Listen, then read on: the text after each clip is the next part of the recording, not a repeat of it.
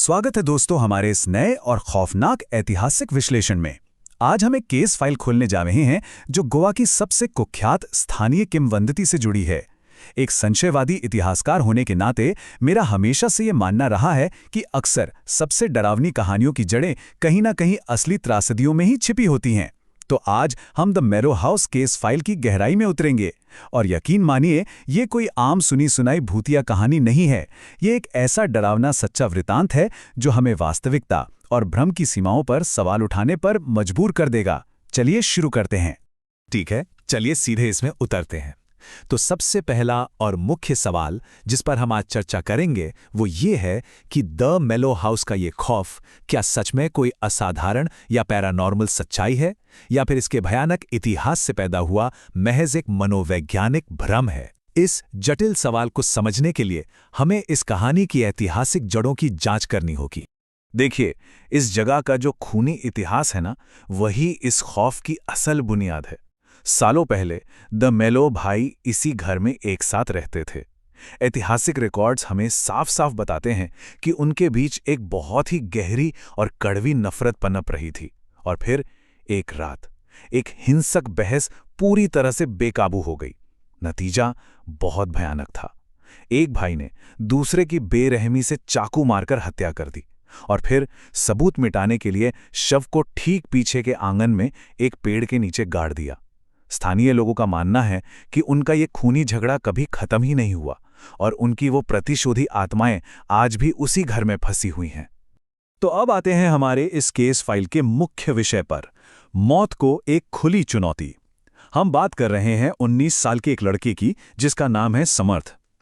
स्थानीय कहानियों और रात के अलाव के पास दोस्तों की बातों में आकर उसने आधी रात को अकेले इस डरावनी संपत्ति में जाने का चैलेंज एक्सेप्ट कर लिया था। हमारे पास मौजूद स्रोत बताते हैं कि इस डरावने सफर की शुरुआत उस घर तक पहुंचने से पहले ही हो गई थी। जब समर्थ अकेले अपनी स्कूटी से उस जगह की ओर जा रहा था तो उसने वातावरण में अचानक एक बहुत ही अजीब सा भारीपन महसूस किया। जैसे जैसे वो उस घर के करीब आ रहा था, आसपास का जंगल एकदम शांत हो गया, एक डेड साइलेंस, और हवा अस्वाभाविक रूप से ठंडी और कंपा देने वाली हो गई। इस भयानक सन्नाटे ने मानो आने वाले खौफ के लिए एक पूरा मनोवैज्ञानिक मंच तैयार कर दिया था। अब यहाँ ना एक बहुत ही दिलचस्प दोहरापन हमें देखने को मिलता है। एक तरफ हमारी भौतिक वास्तविकता है, यानी एक टूटा फूटा सुनसान पुर्तगाली ढांचा जो समय की मार खाकर खंडहर बन चुका है, और वहीं दूसरी तरफ है वो मनोवैज्ञानिक खौफ, एकदम घुटू माहौल जहां ऐसा महसूस होता है जैसे कई अदृश्य आंखें आपको लगातार घूर रही हैं। रिपोर्ट्स के अनुसार जैसे ही गेट के अंदर कदम रखा गया, छाती पर एक अजीब सा भारीपन बैठ गया और सांस लेने में भी तकलीफ होने लगी। ऐसा होता है ना कि जब किसी जगह का इतिहास इतना काला हो तो उसके बोझ तले दिमाग का संतुलन अपने आप डगमगाने लगता है। अब जो सबसे खौफनाक विजुअल इस केस में सामने आता है वो है घर के बाहर मौजूद एक विशाल पेड़। और याद रखिए, ऐतिहासिक रूप से ये ठीक वही जगह है जहां उस मरे हुए भाई के शव को गाड़ा गया था। ये सिर्फ एक आम पेड़ नहीं था, ये देखने में किसी शिकारी की तरह लग रहा था जो घर के ऊपर एक मनहूस तरीके से झुका हुआ था। इसके तने पर गहरे निशान थे जो बिल्कुल किसी जानवर के पंजों की खरोच जैसे लग रहे थे, और इसकी जड़ें बहुत ही आक्रामक रूप से दीवारों को तोड़कर अंदर घुस रही थी, मानो वो संपत्ति खुद उस दबी हुई हिंसा का शिकार हो रही हो। जैसे ही घर की सीमा के अंदर कदम रखा गया, संवेदी मतिभ्रम या फिर कहें असाधारण घटनाएं अचानक से तेज हो गई। हवा में किसी सड़ते हुए मरे हुए जानवर की भयंकर बदबू फैलने लगी। ये गंध वाला विवरण बहुत ही ज्यादा महत्वपूर्ण है दोस्तों, क्योंकि ये उस खौफ को एक सड़ी हुई वास्तविकता से जोड़ता है। ठीक वैसी ही बदबू जैसी दशकों पहले गाड़े गई उस शव की रही होगी। घर के अंदर घुसते ही दीवारों पर बहुत ही परेशान करने वाली आकृतियां बनी हुई थीं। बिगड़े हुए कार्टून चेहरे जिनकी आंखों की जगह केवल गहरे काले धब्बे थे। स्रोत सामग्री ये साफ साफ बताती है कि उन अजीबोगरीब चित्रों द्वारा लगातार घुरे जाने का एक भयानक एहसास वहां मौजूद था। अब एक संशयवादी के तौर पर मैं कहूंगा कि डर और मनोवैज्ञानिक तनाव के माहौल में पेरिडोलिया यानी रैंडम आकृतियों में चेहरे देखने की इंसानी फितरत एक बहुत ही खतरनाक हथियार बन जाती है।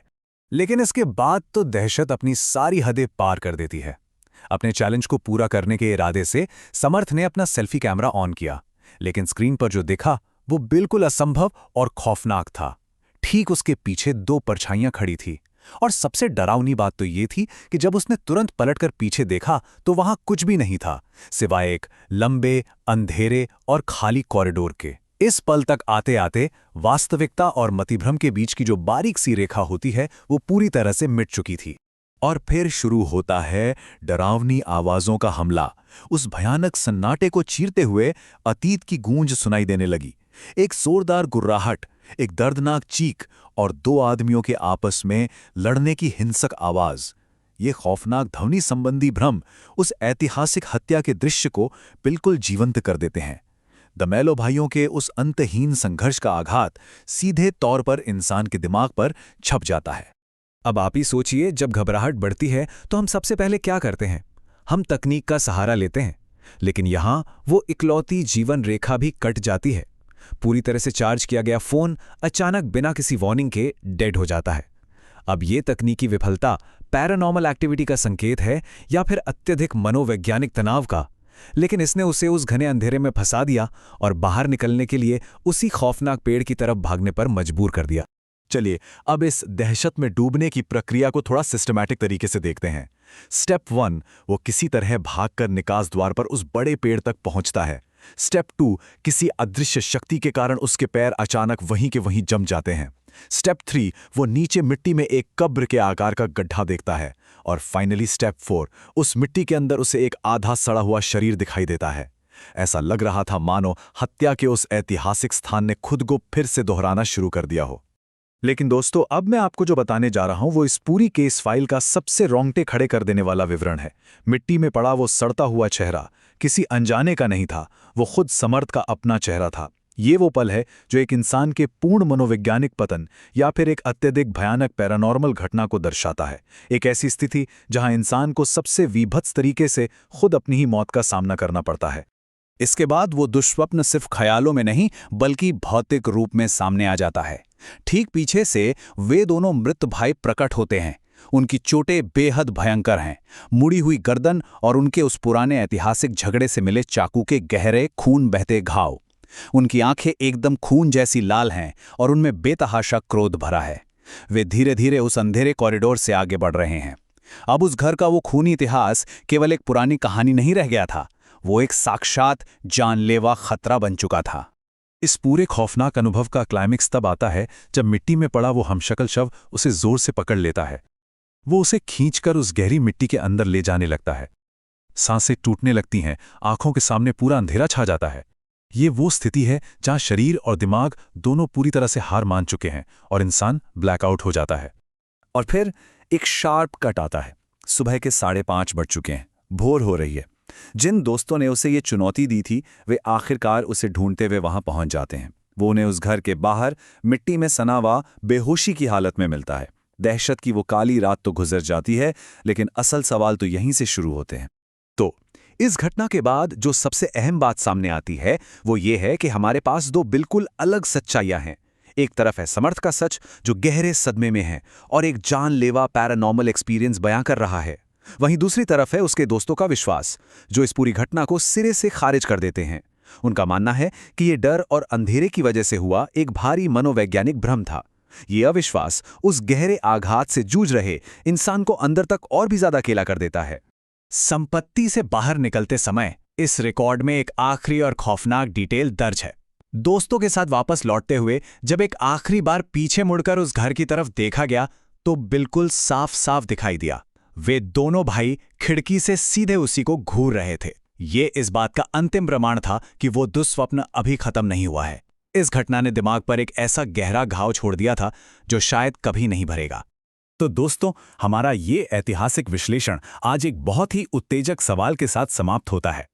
क्या ये दिल दहला देने वाला वृतांत केवल एक डरे हुए दिमाग द्वारा बुना गया कोई जटिल भ्रम था, या फिर गोवा का द मेलो हाउस सचमुच अपने उस खूनी और काले इतिहास से आज भी शापित है? इस केस फाइल के साक्ष्य हमें वास्तविकता और अज्ञात की सीमा पर लाके छोड़ देते हैं। अब ये सोचने की बारी आपकी है कि उस अंधेरे में वास्तव में क्या छिपा है। अगर आपने भी किसी ऐसी डरावनी जगह के बारे में सुना है तो अपनी राय जरूर साझा करें। मिलते हैं अगले विश्लेषण में।